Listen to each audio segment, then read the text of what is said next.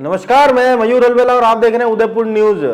भाजपा के अंदर संगठनात्मक चुनाव की प्रक्रिया की सरगर्मी काफी तेज हो चुकी है। आज फार्म भराने की प्रक्रिया है और कल यहां पर जिला अध्यक्ष की घोषणा भी हो सकती है। और एक ऐसे दावेदार और प्रबल दावेदार जो उदयपुर शहर से भी दावेदार हैं और उदयपुर देहात से भी आप दावेदार हैं।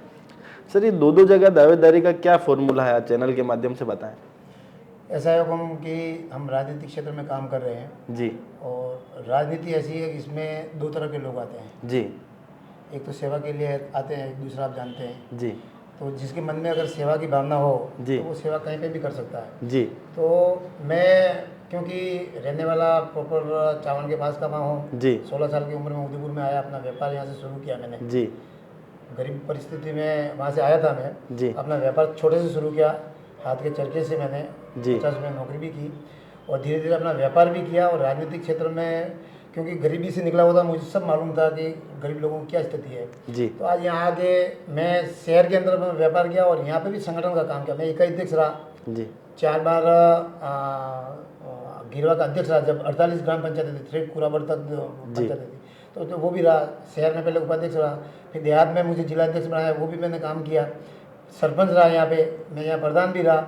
यहाँ भी मुझे वापस उपाध्यक्ष की जिम्मेदारी दी है 5 साल से। जिला अध्यक्ष के बाद उपाध्यक्ष वापस बढ़ा मैं, क्योंकि संगठन जो निर्णय करता है वो सर्वोपरि है। संगठन ने मुझे उपाध्यक्ष बनाया तो उपाध्यक्ष के रूप में ऐसा काम किया तो एक छाप छोड़ी है मैंने यहाँ शहर में। आज आप किससे भी पूछ सकते हो कि उपाध्यक्ष के रूप में मैंने कितना अच्छा काम किया। और आज भी आपके सामने कह रहा हूँ, अगर संगठन मुझे इकाई अध्यक्ष वापस बना दे पंचायत का तो मैं काम करने के लिए तैयार हूँ। अच्छा, आपका जो लगन है, आपका जो समर्पण है संगठन के प्रति, वो किसी से छुपा हुआ नहीं है। हमने देखा कि अगर आज फूल जी लगातार इतनी बार से वहां पर चुनाव जीत रहे हैं तो उसका श्रेय कहीं ना कहीं तखत सिंह जी को जाता है। आप ही वो व्यक्ति थे जो फूल जी के साथ हर कदम पर, हर गांव ढाणी आप फूल जी के साथ गए। एक पूरे साम्राज्य जो कटारा परिवार का साम्राज्य था उसमें आपने वो करा, उनको तख्ता पलट कराया और फूल जी को आपने विधायक बनाया। हमेशा किंग मेकर रहे हैं। मेरा यूँ निवेदन किंग मेकर ने, फूल जी और हम दोनों, मेरी राजदूत मोटरसाइकिल थी जी, उस पर 35 साल से जी गांव गांव दानी दानी हम घूमे जी। और मुझे आज इस चीज़ का गर्व है जी। वास्तव में फूल जी भी जो मेरी उम्मीद थी उन उम्मीदों पे खरे उतरे। तीसरी बार एमएलए बने जी। उसके मन में, क्योंकि सरपंच बनने के बाद में उसके मन में बहुत कुछ आ जाता है वो भी, परंतु वो जिस तरीके से सब लोगों को साथ में लेके और जो हमने गांव में वायदे किए थे, जिन पंचायतों में दूर हाईला को यहाँ से 80 किलोमीटर दूर है जहाँ पैदल जाते थे, जहाँ वायदे किए वहाँ सड़कें बनाए, हैंडपम्प लगाया, ये सारे काम। और मैं प्रधान था उस टाइम। फूल जी और हमारे प्रधान और एमएलए की कभी जोड़ी बैठती नहीं है, उनका हमेशा 36 का आंकड़ा रहता है। वो क्यों रहता है वो आपको मालूम है जी। कहीं न कहीं वो चक्कर रहते हैं। मैं ना तो फूल जी के कोई चक्कर है ना मेरे कोई चक्कर है। आपके आशीर्वाद से गरीबी से निकला हुआ हूँ तो भगवान ने मुझे दाल रोटी बहुत बड़ी अच्छी दे रखी है तो उस हिसाब से कोई वो है नहीं। और आज भी मैं अभी प्रधान के बाद में जिला परिषद का चुनाव लड़ा था जी। उस टाइम मैं कोरोना में था और मैं आज गुलाब चंद जी कटारे का आभार व्यक्त करूँगा कि आज मैं अगर जिंदा हूँ उनकी वजह से। कोरोना उन्होंने कहा सरकारी हॉस्पिटल में भर्ती होना है और दिन में 2 बार फ़ोन करके मुझे मेरा इलाज कराया, उनकी वजह से मैं जिंदा रहा और 20 किलो वजन मेरा कम पड़ गया जी। तो मुझे नई ज़िंदगी वापस मिली। तो मैंने ये सोचा कि क्यों नहीं अपन जनता के बीच में रह के, मैं चुनाव हार गया क्योंकि मैं उस टाइम कोरोना से निकला था और मैंने जो काम कराया पंचायत समिति में, आप किसी से पूछ सकते हैं। पंचायत समिति जो आज डाक बंगले के रूप में है वो सिर्फ तखत सिंह सत्तावन ने कराई है। 57 दुकानों के ऊपर जो कब्जा कर रहा था उसको धराशायी कोई कर नहीं सकता है। वो मैंने करके पंचायत समिति की करोड़ों रुपए की ज़मीन सौंपी और उसको कॉमर्शियल करा के उसकी इनकम बढ़ाई। आज 4 साल से कांग्रेस की प्रधान यहाँ बैठी हुई है, 1 रुपया उसमें रिपेयरिंग नहीं करा किया, 1 रुपये का काम नहीं किया। ऐसी पंचायत समिति को मैंने किया। और जितनी योजना मोदी जी की और उस टाइम वसुंधरा जी थे, मैं प्रधान था उस टाइम, तो जितनी योजना सारी पंचायत लेवल पे नीचे तक पंचायतों में मैंने पहुँचाई। अपना काम अपना खेत योजना थी, उसमें 2-2 करोड़ रुपए के मैंने पंचायतों में काम करा है और सारा अच्छा व्यवस्थित। मुझे भी आनंद आता काम करने का और गरीब लोगों की सेवा करने का, क्योंकि मैंने वो गरीबी देखी हुई है तो मुझे मौका मिला।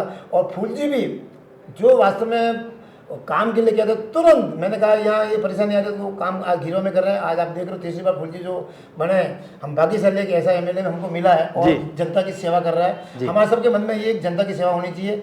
इसलिए जो सज्जन दरबार था वो गिरोह में आपको मालूम है किस तरीके से ढहा है। फूल जी पहले 13,000 से जीते, फिर 18,000 से जीते, फिर अभी 27,000 से जीते और आगे और मौका मिलेगा तो और ऐसे जनप्रतिनिधि।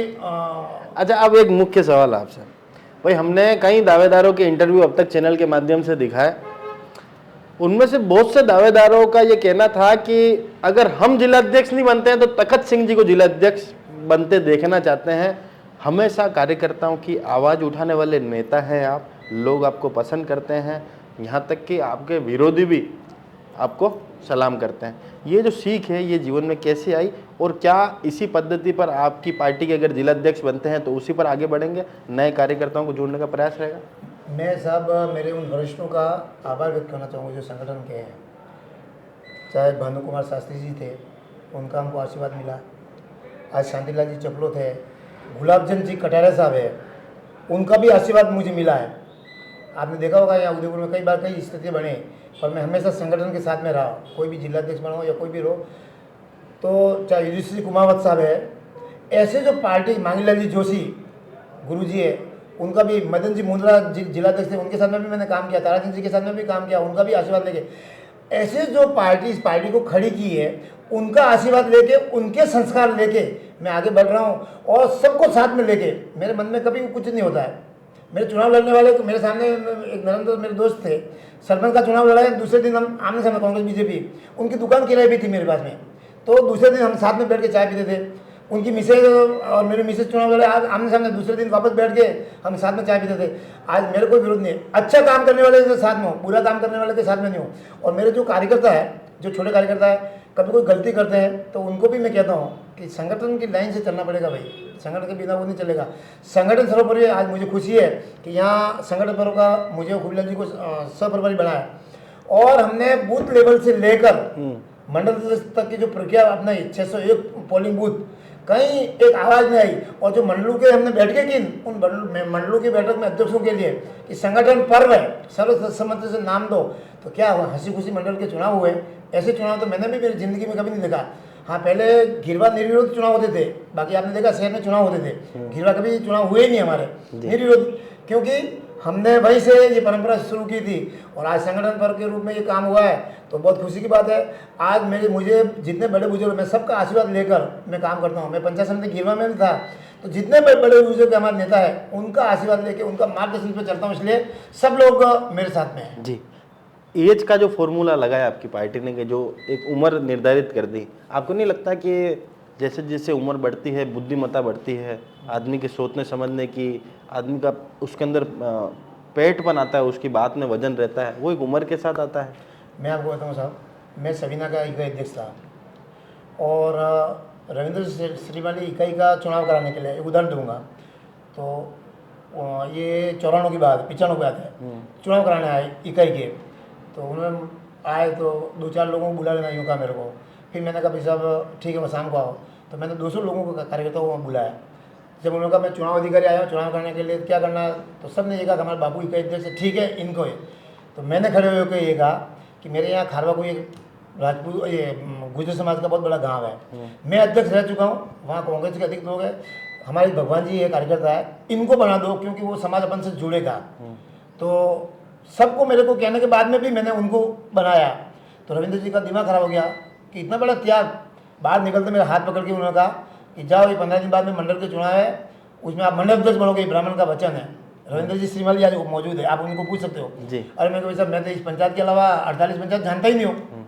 15 दिन बाद में चुनाव हुआ, युधिष्ठिर सभापति थे, सर्वसम्मति से निर्णय मेरे पक्ष में किया और सुबह युधिष्ठिर कलरवास में तक से आपकी तरफ से सबका खाना रखना है। मैं मुझे सुबह कैसे होगा कि मैं व्यवस्था करूँगा, पैसा आपको देना है। मैं कहा ठीक है, तो मैं कलरवास की जगह लकड़वास पहुंच गया, मुझे मालूम नहीं कलरवास पंचायत कहाँ है, लकड़वास कहाँ है। अच्छा, डायरेक्ट से मंडल अध्यक्ष बना दिया 48 पंचायत का जी। तो मैंने कहा ये क्या हो गया, मैं तो जानता ही नहीं हूँ, मुझे डायरेक्ट अध्यक्ष बना दिया। तो मैंने अध्यक्ष बनने के बाद में उस चुनौती को स्वीकार किया और घिरवा की जो 48 पंचायतें थी उसमें घूम फिर के चुनौती को एक मंडल अध्यक्ष के रूप में बिल्कुल सही ढंग से किया। आज संगठन ने जो ये कहा है ना कि 35 से 45, ये बहुत बड़ी अच्छी बात है।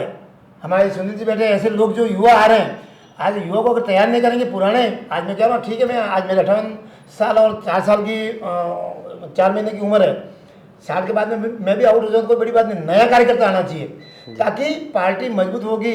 जो मोदी जी का सपना 2047 विश्व का नंबर 1 भारत को बनाना है, तभी वो सपना साकार होगा। इसके पक्ष में हूँ मैं तो इसके पक्ष में हूँ, क्योंकि मैं आपके सामने प्रत्यक्ष हूँ। मैंने ऐसा काम किया तो नए आएंगे, काम करने का मौका मिलेगा तो ऑटोमेटिक करेंगे।